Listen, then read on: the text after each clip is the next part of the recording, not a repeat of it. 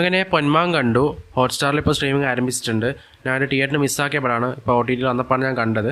So പടം ഒരു ഗംഭീര പടമായിട്ട് എനിക്ക് ഫീൽ ചെയ്തു. സോ ഒരു പടം 4-5 ചെറുപ്പക്കാരെന്ന് പറഞ്ഞാൽ നോവലിൻ്റെ ബേസ്ഡ് ആക്കിയുള്ള ഒരു പടമാണെന്നാണ് പറയുന്നത്. സോ പടം നോക്കിക്കഴിഞ്ഞാൽ തന്നെ ഭയങ്കര ഗ്രിപ്പിംഗ് ആയിട്ടുള്ള സ്റ്റോറി ലൈനും എല്ലാം കൊണ്ട് തന്നെ മികച്ചൊരു മേക്കിംഗ് ഒരു പടമായിട്ട് എനിക്ക് ഫീൽ ചെയ്തു. ഗംഭീര പടമാണ്. സോ ഈ സിനിമ പറയാൻ ഉദ്ദേശിക്കുന്ന കാര്യങ്ങളും ഭയങ്കരധികം നമുക്കെന്താ പറയുക, നമ്മളിപ്പോൾ നാട്ടിൽ നടക്കുന്ന കാര്യങ്ങൾ അങ്ങനത്തെ കാര്യങ്ങളെല്ലാം സംബന്ധമായിട്ടുള്ളൊരു കാര്യം തന്നെയാണ്. അതുകൊണ്ട് നമുക്ക് റിലേറ്റബിൾ ചെയ്യാൻ പറ്റിയ കുറേ സിറ്റുവേഷൻസ് ഈ സിനിമയിൽ ചർച്ച ചെയ്ത് പോകുന്നുണ്ട്. സോ പടത്തിൻ്റെ മെയിൻ ട്രാക്കിലേക്ക് വരുന്നത് ബേസിൽ ജോസഫിൻ്റെ വരവോടുകൂടിയാണ്. ബേസിൽ ജോസഫ് സിനിമയിലേക്ക് വരാൻ വേണ്ടിയിട്ട് കുറച്ച് സമയം എടുക്കുന്നുണ്ട്. സോ ശരിക്കുള്ള ഒരു സംഭവം ബിൽഡ് ചെയ്ത് ഇങ്ങനെ വരാൻ വേണ്ടിയിട്ടും കുറച്ച് സമയം എടുക്കുന്നുണ്ട്. സോ ബേസിൽ ജോസഫിൻ്റെ അത് PP അജേഷിൻ്റെ ക്യാരക്ടറാണ് പ്ലേ ചെയ്തിട്ടുള്ളത്. ഒരു ക്യാരക്ടർ ഈ സിനിമയിൽ വന്നു കഴിഞ്ഞാൽ പിന്നെ ഒരു രക്ഷയില്ല. പിടിച്ചാൽ കിട്ടാത്ത രീതിയിലേക്ക് ഈ സിനിമ പോകുന്നത്. പിന്നെ നമ്മൾ ഈ സിനിമയിൽ ഇങ്ങനെ പോയിക്കൊണ്ടിരിക്കും. ആ ഒരു ക്യാരക്ടറിൻ്റെ ഒരു പെർഫോമൻസ് ഒരു രക്ഷയില്ല. ബേസിൽ ജോസഫ് എനിക്ക് ഓൾറെഡി അറിയാം. ഇപ്പം മുന്നത്തെ സിനിമകളെ നോക്കിക്കഴിഞ്ഞാൽ ഇപ്പോൾ അധികം ഒരു ഫൺ മൂഡ് അങ്ങനത്തെ രീതിയിലേക്ക് പോകുന്ന ക്യാരക്ടേഴ്സൊക്കെ പ്ലേ ചെയ്യാറുള്ളൂ. പക്ഷേ ഇതിൻ്റെ അകത്തേക്ക് വന്നു കഴിഞ്ഞാൽ മൊത്തം ഒരു സീരിയസ് നോട്ടാണ്. ഇടയ്ക്കൊരു ബ്ലാക്ക് കോമഡി രീതിയിലേക്ക് വരിക അല്ലാണ്ട് വേറെ കാര്യങ്ങളൊന്നുമില്ല. സിനിമയിലേക്ക് നോക്കിക്കഴിഞ്ഞാൽ മൊത്തം സീരിയസ് ആയിട്ടുള്ള സിനിമയാണ്. സീരിയസ് ആയിട്ടുള്ള കാര്യങ്ങൾ ഞാൻ ചർച്ച ചെയ്യുന്നത്. സോ ആ നോവൽ ഞാൻ വായിച്ചിട്ടില്ല. അപ്പോൾ നോവലിൻ്റെ ഒരു ഫുൾ കഥയും ബേസ്ഡ് ആക്കിയിട്ട് സിനിമ ആക്കിയാന്ന് തോന്നും. സോ ഇതിൻ്റെ കഥയോ കാര്യങ്ങളൊന്നും ഞാൻ പറയില്ല. അതിൻ്റെ ഒരു എക്സ്പീരിയൻസ് മൊത്തം റൂവിനായിപ്പോൾ ഒരു സ്ത്രീധനം, പിന്നെ അതിനുശേഷം കുറച്ച് നടക്കുന്ന കുറച്ച് കാര്യങ്ങൾ, അങ്ങനെയാണ് സിനിമ പോകുന്നത്. പിന്നെ എനിക്ക് ഏറ്റവും ഇഷ്ടപ്പെട്ട ഒരു ക്യാരക്ടർ സജിൻ ഗോപി ചെയ്തിട്ട് ഒരു ക്യാരക്ടർ ഉണ്ട്. ഗംഭീര ക്യാരക്ടറാണ് സജിൻ ഗോപി. ശരിക്കും നമുക്ക് കണ്ടാൽ അംബാനിയാന്ന് ഓർമ്മ വരും നമ്മൾ ആവേശത്തിൽ. സോ ഇതിൻ്റെ അകത്തേക്ക് വരുമ്പോൾ മൊത്തം നോക്കിയ ഒരു ടെററായിട്ടൊരു ക്യാരക്ടർ, ഗംഭീര ക്യാരക്ടർ. എനിക്ക് തോന്നുന്നു ബേസിലിനെക്കാട്ടും എനിക്ക് കുറച്ചും കൂടി പേഴ്സണലി ഭയങ്കര ഇഷ്ടപ്പെട്ട ക്യാരക്ടർ ഒരു സജിൻ ഗോപി ക്യാരക്ടർ. കറക്റ്റ് ആ മീറ്റർ പിടിച്ച് അങ്ങനെ ചെയ്തിട്ടുണ്ട്. സജിൻ ഗോപി അല്ലാതെ ഒരു ക്യാരക്ടർ നമുക്ക് വേറെ ആരായിട്ട് നമുക്ക് ഫീൽ ചെയ്യില്ല. ആ ഒരു ക്യാരക്ടർ ഒരു മാനറിസവും ആ ഒരു ക്യാരക്ടറിൻ്റെ ഒരു പേടിപ്പിക്കുന്ന കുറേ രംഗങ്ങളുണ്ട്. നമ്മളെ ശരിക്കും പറഞ്ഞാൽ ഇങ്ങനെ സ്തംഭിച്ച രീതിയിലേക്ക് ഒരു പെർഫോമൻസ് തന്നെയായിരുന്നു. പിന്നെ ബേസിൽ ജോസഫും കട്ടൊക്കെ നിൽക്കുന്നുണ്ട്. രണ്ടാളും ഇഞ്ച് പോരാട്ടാണ്.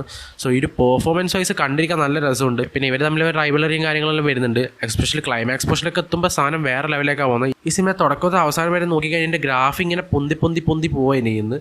ഒരിക്കലും താവോ അങ്ങനെയൊന്നും ഇല്ല. അങ്ങനത്തെ പൊന്തി ലാസ്റ്റ് ക്ലൈമാക്സ് പോർഷനിലൊക്കെ എത്തുമ്പോൾ വേറെ ലെവലിൽ സാധനത്തിലേക്കാണ് പോകുന്നത്.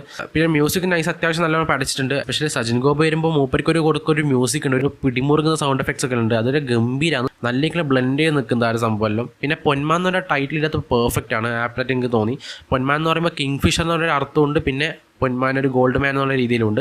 രണ്ട് പേരിനകത്ത് നല്ല ഇങ്ങനെ ബ്ലെൻഡ് ആയി നിൽക്കുന്നുണ്ട്. കിങ് ഫിഷർ നമുക്ക് ഓരോ ടൈം സ്ട്രിമ്പ് നമ്മളെ കൊഞ്ചിനെല്ലാം പിടിക്കുന്ന ഒരാളാണ്. ആ കൊഞ്ചിനെ ഇറക്കുന്നതിനകത്ത് നല്ല ഇങ്ങനെ ഡിഫൈൻ ചെയ്ത് വെച്ചിട്ടുണ്ട്. അത് നിങ്ങൾ കണ്ടിട്ട് മനസ്സിലാക്കുക. അങ്ങനത്തെ കുറേ കാര്യങ്ങൾ പറഞ്ഞാൽ കുറേ ലെയേഴ്സും കുറേ ഇമോഷൻസും ഒക്കെ കണക്ട് ആക്കിക്കൊണ്ട് പോകുന്ന ഒരു സിനിമ തന്നെയാണ്. സോ ഇവരെ ഈ ക്യാരക്ടേഴ്സിൻ്റെ തമ്മിലുള്ള ഒരു വിഷമം, അവർ ഇമോഷൻസൊക്കെ കറക്റ്റ് നമ്മളെ തുടക്കം തൊട്ടേ കണക്ട് ആക്കുന്നുണ്ട്. അതുകൊണ്ട് തന്നെ ആ ക്യാരക്ടേഴ്സ് എന്ത് സിറ്റുവേഷനിൽ കടന്നു പോകുന്നു അത് നമുക്ക് കറക്റ്റായിട്ട് ഫീൽ ആവുന്നുണ്ട്. എസ്പെഷ്യലി PP അജേഷ്, ആ ബേസിൽ ജോസഫ് ചെയ്ത ക്യാരക്ടർ ഒരു രക്ഷാത്ത ക്യാരക്ടറാണ്.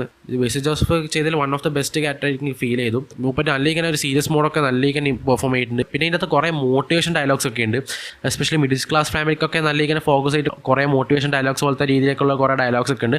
ഇതിനകത്തുള്ള ഡയലോഗ് ഡെലിവറി വേറൊരു പോസിറ്റീവാണ്. ഇതിൻ്റെ ലൊക്കേഷൻ എന്ന് പറയുമ്പോൾ കൊല്ലത്താണ്. കറക്റ്റ് ലൊക്കേഷൻ ആയിട്ട് ഇങ്ങനെ ഫീൽ ചെയ്തു. സത്യം പറഞ്ഞാൽ ഇവർ അറിഞ്ഞു കൊടുത്ത പോലെ തോന്നി. നല്ലൊരു പെർഫെക്റ്റ് ആയിട്ടുള്ള സ്ഥലമായിട്ട് തോന്നി. അതിൻ്റെ ഒരു വീടിൻ്റെ ലൊക്കേഷൻസും എല്ലാം കറക്റ്റായിട്ട് ആപ്റ്റായിട്ട് എനിക്ക് ഫീൽ ചെയ്തു. അതുകൊണ്ട് ഈ ക്യാരക്ടേഴ്സ് സംസാരിക്കുന്ന ഓരോരോ ഡയലോഗ്സ് ഒക്കെ പിച്ച് ആൻഡ് പെർഫെക്റ്റ് ആയിട്ട് എനിക്ക് ഫീൽ ചെയ്തു. നമ്മളെ സാധാരണ ഒരു നാട്ടിൻപുറത്തെ സാധാരണ നമ്മൾ സംസാരിക്കില്ല, ആ രീതിയിലേക്ക് അതിൻ്റെ ക്യാരക്ടേഴ്സൊക്കെ സംസാരിക്കുന്നത് അത് കറക്റ്റായിട്ട് നമുക്ക് ഫീൽ ചെയ്യുന്നുണ്ട്.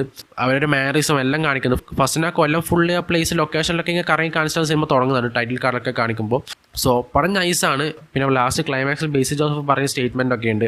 അതൊക്കെ ഭയങ്കര നമുക്ക് കണക്ട് ആകുന്ന രീതിയിലേക്കാണ് പറഞ്ഞിട്ടുള്ളത്. മൊത്തത്തിൽ എനിക്ക് ഭയങ്കര ഇഷ്ടമായിട്ടൊരു പടമാണ്. എല്ലാവരും കാണേണ്ട ഒരു മസ്റ്റ് വാച്ച് പടമായിട്ട് എനിക്ക് ഫീൽ ചെയ്തു. കണ്ടിട്ടില്ലാത്ത എന്തായാലും ഇപ്പോൾ ഹോട്ട്സ്റ്റാറിൽ അവൈലബിൾ ആയിട്ടുണ്ട്. തീർച്ചയായും കണ്ടുനോക്കുക.